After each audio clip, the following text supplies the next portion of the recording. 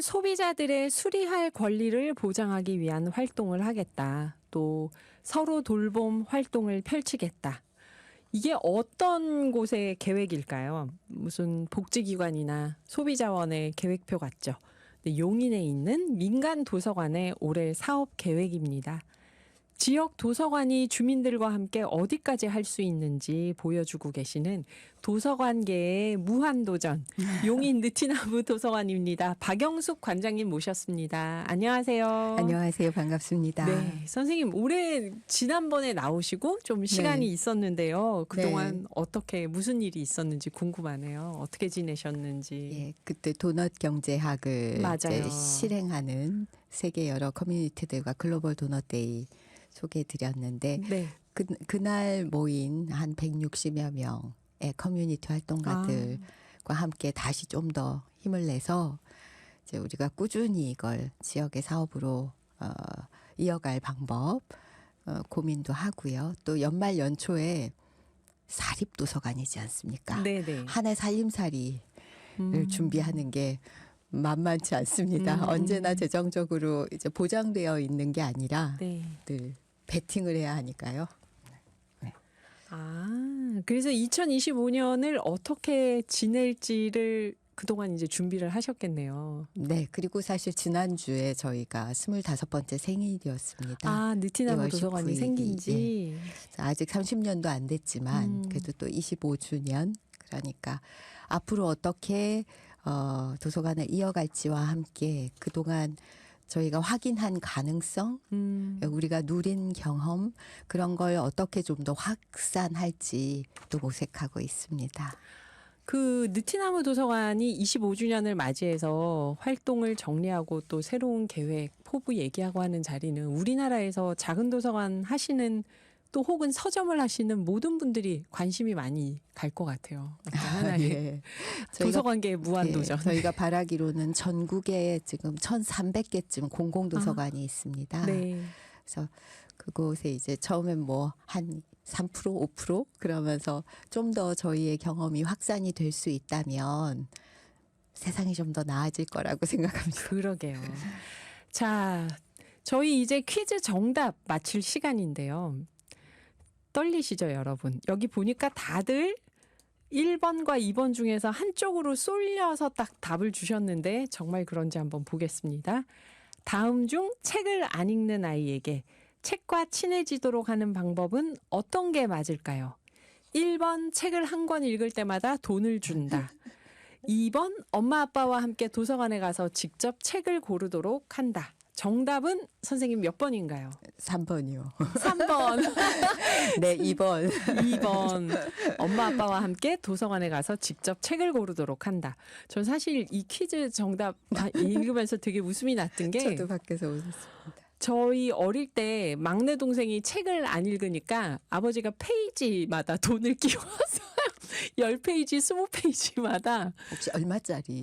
그때 1,000원짜리를 이렇게 끼워서 와우. 주셨어요. 그래서 막 끝에 가면은 거기는 5,000원짜리도 껴주고. 그래서 이 친구가 책을 이렇게 흔들면서 돈부터 빼고 그랬는데 장난치던 기억이 나는데 진짜 부모님들이 이 방법 많이 쓰시죠. 책 읽으면 뭐 사줄게, 돈 줄게. 그래서 선생님은 2번이라고 하셨습니다. 엄마 아빠와 함께 도서관에 가서 직접 책을 고르도록 한다. 자, 그래서 진짜 도서관에서 이렇게 한 어린이들이 있었는지 도서관에서 또 어떤 활동들이 있는지 저희가 5부에서 더 자세히 들어보겠습니다. 도서관계의 무한도전, 용인 느티나무 도서관의 박영숙 관장님과 오늘 이야기 나누고 있는데요. 4부에서 퀴즈 정답 발표했잖아요. 거기 1번 책 한 권 읽을 때마다 돈을 준다. 2번 엄마 아빠와 함께 도서관에 가서 직접 책을 고른다라고 했는데 어떤가요, 선생님? 느티나무 도서관에 오는 어린이들은? 제가 아까 3번이라고 말씀드렸던 네, 건 네. 그런 걸 묻는 분들이 계신데 그럼 언제나 되묻습니다. 당신은 선생님은 어떨 때 책을 읽으시나요? 아하. 부모님께. 네, 사실 네. 아이들에게 가장 좋은 건 막 책에 빠져 있는 나이를 불문하고 책에 빠져 있거나 그것도 혼자 읽는 게 아니라 열띠게 토론하고 독서 모임을 하고 포럼을 하고 이런 어른들을 그냥 보는 게 가장 효과적이었던 것 같습니다. 아. 그 가운데서 본인의 네. 관심사에 관련된 자료를 만날 수 있도록 하는 게 제일 좋겠죠. 맞아요. 뭐 핸드폰 보지만 하는데 네. 어른들도 다 네. 보고 있으니까. 그렇죠. 여기 8151님이 요즘 도서관이 너무 잘 되어 있어서 가면 좋더라고요. 그러셨고요. 또 한종혜님은 동네에 작은 도서관이 있는데 관장님이 도서관 오는 아이들한테 빵을 협찬받아서 나눠줍니다. 아, 그런 방법도 그 도서관에 가고 싶게 하는 거니까. 5036님은 새싹 문자로 사랑하는 중3 딸 초6 아들 칭찬합니다. 맞벌이 가정이지만 아이들이 알아서 속 안 썩이고 척척 지내는 게 기특하고 미안해요. 많이 신경 못 쓰는데 우리 아들 딸 사랑한다 아빠가. 아, 전 사랑한다까지 읽고 엄마가 일 줄 알았거든요. 아빠가 하니까 진짜 뭉클하네요, 이게. 참 행복한 아빠시네요. 그러게요. 야, 아빠한테 이런 칭찬을 받는 두 아이들도 뿌듯할 것 같아요. 그리고 6610님 뭐 다들 2번이라고 돈 얘기 아무도 안 하셨네요. 이 돈 방법은 안 쓰셨나 봐요. 많이들 쓰는데. 그래요.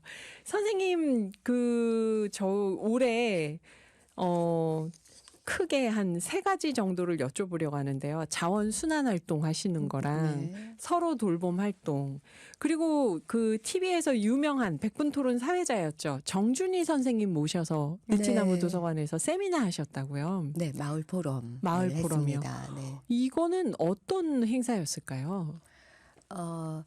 그 동네 사람들이 모여서 같이 생각하고 자료를 뭐 미리 보기도 하고 그러면서 관련 분야의 전문가, 활동가 같은 분들을 모셔서 이야기 나누는 시간인데요. 마을 포럼이. 네네. 네.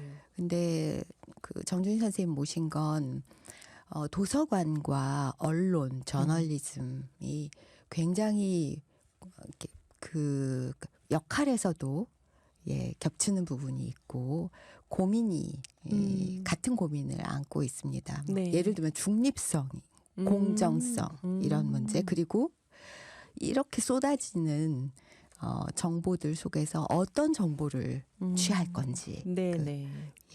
저널리즘에서도 굉장히 중요한 게 그 기사를 정보를 그렇죠. 고르는 거잖아요. 그래서 그런 고민을 하고 있었는데 우리가 그냥 미디어가 워낙 이렇게 아주 빠르게 변화하고 그래서 뭐 요즘 알고리즘 탓도 하고 이러면서 네. 정보 채널은 많아지는데 오히려 정보에서 소외되는 사람이 더 많아지는 것 같은 그리고 너무 많아서 맞아요. 비슷한 생각만 계속 보게 되고 그쵸. 알고리즘에서 비슷한 뉴스만 띄워주니까. 네. 같은 제목의 기사가 그냥 몇 그렇죠. 바닥을 이렇게 채워버리는 이런 속에서 대체 언론은 어떤 역할을 하고 도서관은 어떤 역할을 해야 할까. 게다가 우리가 지난 겨울을 지내면서 시민성, 시민의 힘이 네. 얼마나 중요한지를 네네. 하는 시간을 지금까지도 거치고 있는데요. 그래서 그런 고민을 좀 같이 나누고 싶었고 무엇보다 장준희 선생님이 그 뭐 공영 방송이라든가 그런 언론에 대해서 여러 가지 언론의 공공성 이런 데 연구도 많이 하셨지만 그저 문제를 지적하는 것만이 아니라 그래서 어떻게 대안을 앞으로의 미래를 만들어갈 건가를 끊임없이 실천적으로 모색하신다는 생각이 들어서 네. 그게 저희하고 굉장히 잘 그 연결될 수 있는 지점이 많아서 특히 이제 그 커뮤니티를 통해서 사람들이 함께 다 참여하고 소통하는 플랫폼들을 온오프라인으로 만들어 가려는 그 방향이 굉장히 공감이 됐고 저희는 지역 언론이 갈수록 더 중요해지고 있다고 네. 생각해서 그런 생각들을 나누려고 모셨습니다. 그 도서관에 온 안 그래도 이제 느티나무 도서관의 회원분들이나 지역 주민분들은 얘기 들으면서 어땠을까요? 반응들이. 뭐 100명쯤 모였는데요. 도서관 100 생각해 명이요? 보시면 책꽂이들이 있는 그 열람실 한복판에 그냥 의자를 쫙 놓고 야. 둘러 앉아서 뭐 시간 2시간을 넘기면서 아주 몰입했고요. 사람들이 지금 이렇게 뉴스도 많고 그러니까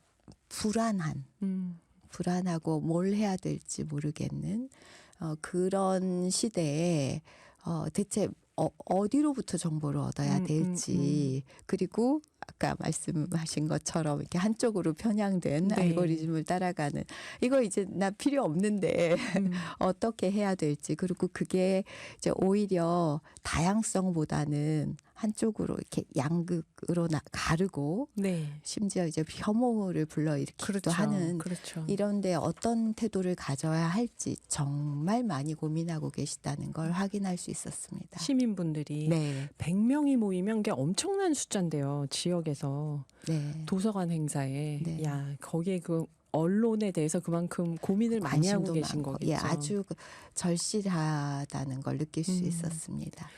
이 와중에 우리 빠콩님 하기 분기점 일산 방향 1차선 승용차 SUV 추돌 사고가 나서 막힙니다. 저는 수원 의왕 나가는 방향인데요. 항상 상습 정체라 주차장입니다. 다들 안전방어 운전하세요. 빠콩하고 현장의 교통 소식 알려주셨습니다. 네, 감사합니다. 빠콩님. 그 두 번째는 이제 자원순환 활동을 한다. 도서관에서. 도서관에서 자원순환 활동을 어떻게 하지? 하고 일단 궁금하기도 하고 어떤 내용으로 하시는지도 궁금하고요. 예, 모두의 자원 순환과 돌봄이라고 말씀을 해주셨는데 네. 저희는 지역에서 시민들의 실험실, 연구실 같은 역할을 하려고 합니다. 네. 도서관이라는 곳이 지식 정보를 얻는 곳인데 이젠 정말 매체도 다양해졌고 그렇죠. 또 너무나 빠르게 정보들이 생산되고 있는데 정말 사람들의 삶에 필요한 정보와 지식을 얻어야겠죠. 근데 그게 이제는 그냥 딱 뭐 인증된 책을 몇 권 읽어서 해결되는 게 그게 아니잖아요. 맞아요. 출처도 굉장히 다양하고 그래요. 맞아요. 예, 그리고 무엇보다 집단지성 사람들이 모여서 서로의 경험을 나누고 생각을 나누고 영감도 얻고 네. 그리고 직접 실행도 해보고 해보지 않고 배울 수 없는 것들이 많이 있잖아요. 네. 근데 그게 지역에서 그 로컬의 힘을 다지기 위해서 가장 중요하고 또 할 수 있는 게 그 두 가지.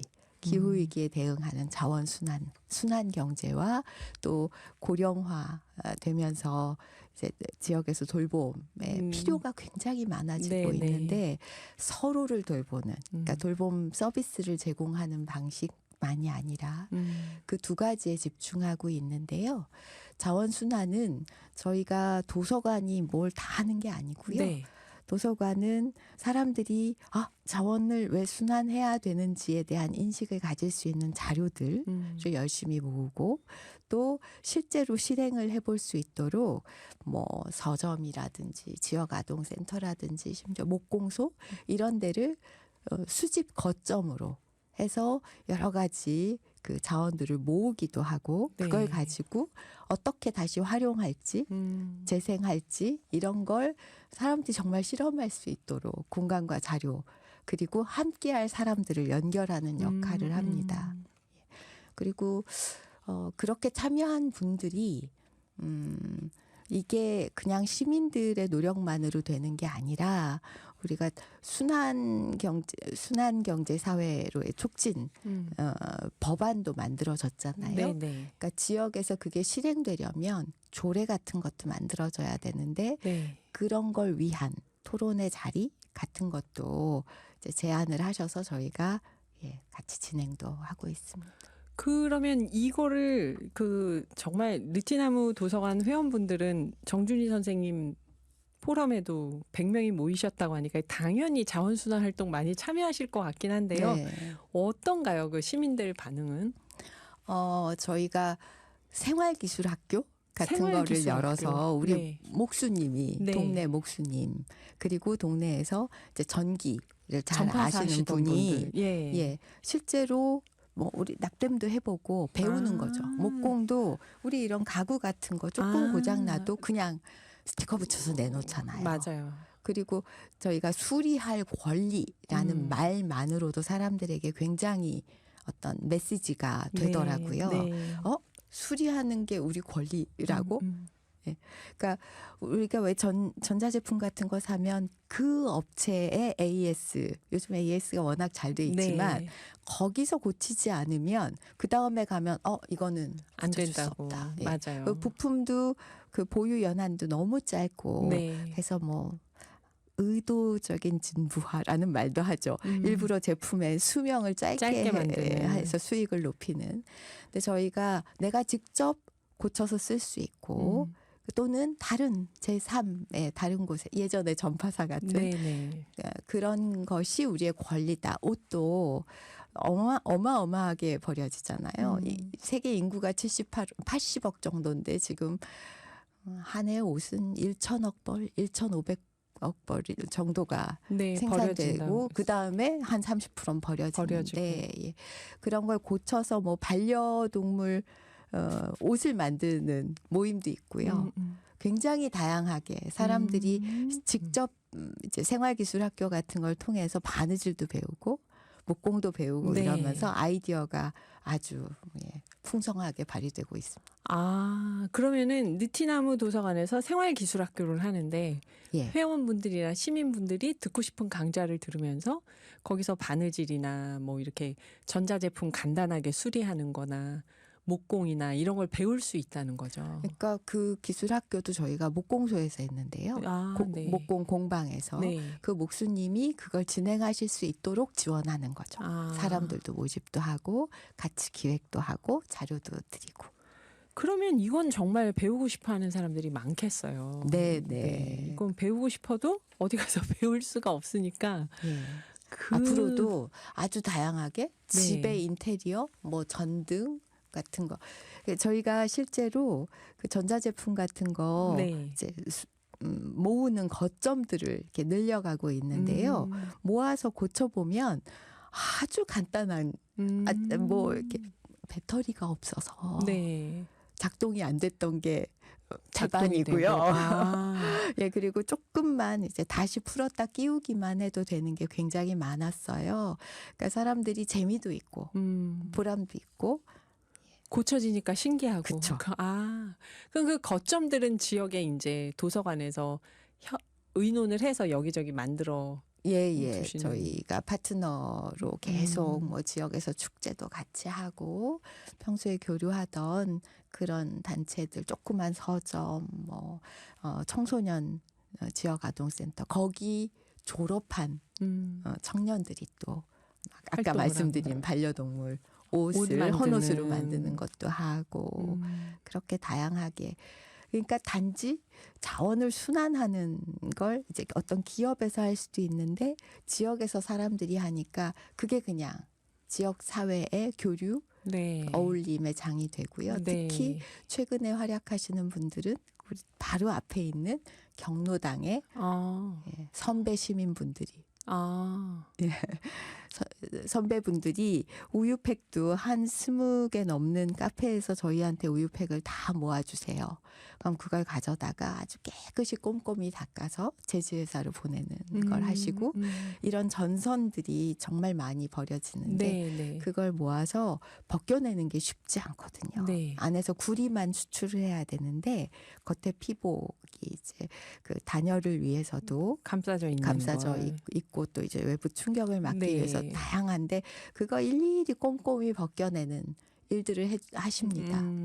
그러면서 뭔가 이 동네에서 활약을 하시는 거죠. 역할이 이제 예, 생기시는 후배 거죠. 시민들에게 예, 어르신들이 기여하시고 그리고 그거 하면서 이제 계속 두런두런 이야기 나누시고요. 그래요. 온 정보가 오가죠. 그게 저희 세대는 그게 낯선 일이지만 그 네. 오랜 옛날 그 어르신 연배에서는 그분들 젊었을 때 그렇게 자원 네네. 아끼면서 막 사셨던 거잖아요. 네. 거기서 나오는 지혜가 많을 것 같은데 어르신들 얘기가 나온 김에 예. 서로 돌봄 활동을 한다고 했잖아요. 이거는 어떤 걸까요? 그러니까 뭐 요즘 집집마다 다 그러니까 요양원 문 앞에서 좀 막 마음을 앓는 그런 경험을 다 집집마다 할 거고요. 네. 그런데 그런 사회 서비스도 훨씬 더 이제 잘 발전이 돼야겠지만 무엇보다 내가 움직일 수 있는 한 움직임이 불편하더라도 내가 살던 곳에서 네. 나의 사람들과 그렇죠. 함께 어울리면서 이제 이렇게 체력은 약해지고 또 병이 들더라도 사람들과 함께 어울리면서 삶을 이어가고 싶고 존엄하게 네. 그리고 할 수 있다면 그렇게 조그만 거라도 기여할 수 있는 그런 삶을 살고 싶잖아요. 그렇죠. 예, 그런 문화를 만들자는 겁니다. 서로 돌보며. 예, 그래서 꼭 어떤 비용을 내고 어딘가에 가서 시설에서 서비스를 받는 것이 아니고요. 네, 내가 환자지만 아니면 뭐 80대 노인이지만 뭐 누군가를 돌봐줄 수 있고 또 그렇게 혼자 사시는 분들에게 아주 도움이 되는 반려동물을 내가 강아지 좋아하니까 대신 가서 산책을 시켜줄 수도 있고 이렇게 서로 돌보는 그런 활동들을 늘려가려고 합니다. 이게 시골 마을에 할머니들이 치매가 잘 안 오시고 장수한다는 게 마을회관에서 매일 모여가지고 뭘 하시니까 전부 다 아프신데도 네. 그래서 막 깊은 병이 들려고 하면은 가서 또 살려놓고 한다고 그런 농담들을 하시던데 비슷하다는 느낌이 들어요. 내가 손가락만 까딱할 수 있으면 네. 내가 정신만 맑으면 요양원에 가고 싶지 않다는 그렇죠. 말씀들을 많이 하십니다. 그렇죠. 예.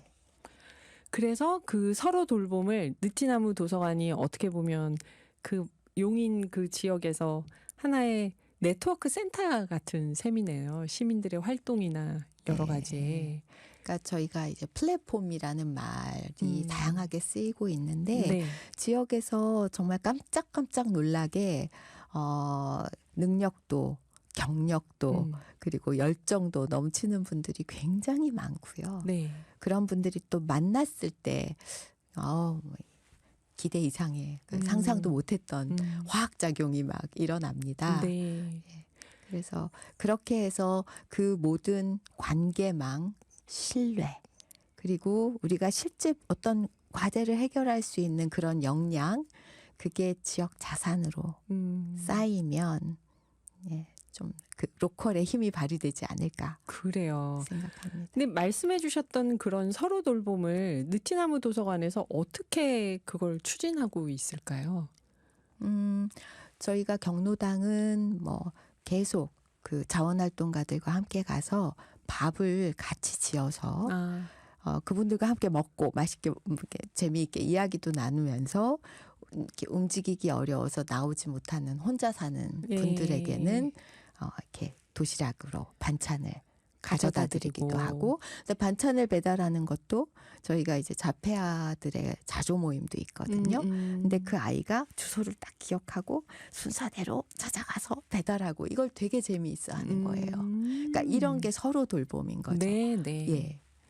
네. 그리고 올해는 경로당에서 아까 말씀대로 예전엔 다 버리지 못하는 네. 아끼면서 그 아끼는 게 몸에 밴 분들이 계신데 한복집을 운영하던 분이 그 한복천 남은 걸 문 닫은 뒤에도 못 버리고 다 쌓아놓고 계셨는데 네. 그걸 다 도서관에 가져오셨어요. 어디에라도 쓸 거다. 네. 이번에 그걸로 책가방을 200개를 만들었습니다. 굉장히 고급 책가방 아닙니까? 한복천으로 거기에 만들면? 네. 책을 하나씩 넣어서 문고리에 거는 책 안부 프로젝트를 이제 또 새로 시작합니다. 책 안부 프로젝트는 도서관까지 가지 않아도 그러면 자기 집에서 배달 서비스를 네. 받는 거네요. 그래서 혼자 사시는 분들 또 이제 그런 분들이 거기에 본인의 뭐 고민을 적을 수도 있고요. 네, 그냥 네. 안부를 전할 수도 있고 뭔가 나 이 동네에서 되게 믿을 만한 사람들하고 다정한 사람들하고 내가 같이 하고 같이 있다. 산다는 그런 응원이 되길 바라고 있습니다. 그러니까 혼자 사시는 어르신 댁에 그 도시락 배달을 네. 자폐 청년이 한다고 네. 말씀해 주시니까 이 서로 돌봄이 뭔지 느낌이 확 오네요. 그러니까 서비스를 받는 사람으로 머무는 게 아니라 네. 할 수 있는 무언가로 상대에게 도움을 줄 수 있는 서로 돌볼 수 있는 이게 이제 사실은 복지센터나 복지부에서 뭔가 국가적인 프로젝트로 한다면 모를까 지자체나 동네 도서관에서 이런 일을 다 할 수 있다는 게 정말 신기한데요. 도서관이 그러기에 더할 나위 없는 조건인 것 같아요. 왜냐하면 나이나 뭐 직업이나 학력이나 다 상관없이 누구나 만나는 곳이고 또 도서관에서 만난 사람들이 이렇게 서로에 대해서 그쵸. 굉장히 신뢰감이 있죠. 네, 맞아요. 긍정적인 그런 이미지를 갖고 있어서 저는 얼마 전에도 이렇게 해외에 이 사업 때문에 나가셨다가 잠깐 들어온 사이에 네. 도서관에서 사귄 20대 청년을 꼭 그날 만나자고 해서 만나고 막 한참 이야기를 하다 자전거를 끌고 두 사람이 가는 모습을 봤는데 70이 다 된 분이거든요. 네, 네. 그런 우정 이 도서관이라서 가능할 수 있잖아요. 그래서 그런 걸 북돋우고 그런 경험을 더 많아질 수 있게 하는 게 그 도서관 문화가 되면 좋겠습니다. 와, 그러니까 가서 책을 읽는 게 아니라 책을 읽으려고 온 사람에 대한 기본적인 신뢰가 있으니까 책을 네, 좋아하는 네. 사람들끼리 그렇게 막 연령이나 성별을 초월한 어떤 그쵸. 우정의 네트워크가 생기는 거네요. 아까 그 정준희 선생님 마을 포럼도 그랬지만 네. 거기에 17살 때 처음 마을 포럼에 왔던 아이가 이제 25 대학생이 돼서 온 거예요. 네, 네. 그러니까 그때 50대, 60대, 70대까지의 이웃들이 본인이 일어나서 막 떨면서 얘기하는데 그걸 굉장히 귀담아 들어주는 그렇게 경청받는 경험.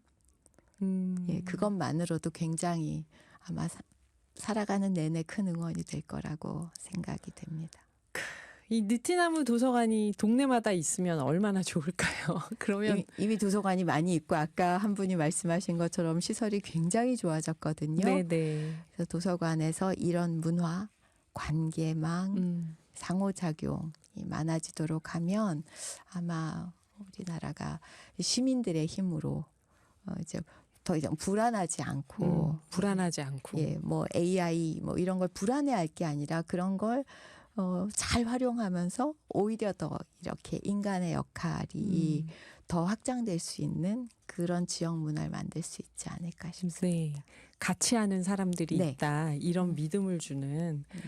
그렇지만 도서관은 많지만 용인 느티나무 도서관 같은 곳이 과연 많이 있을까 싶지만 다들 목표를 삼고 이렇게 되려고 노력하는 거니까요. 그렇죠.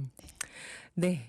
느티 도서관계의 무한도전이라고 했는데 이건 뭐 도서관계의 노벨상이라고 해야 될까요? 정말 말씀 들으면서 이래서 도서관이 필요하구나 하는 생각이 들었는데요.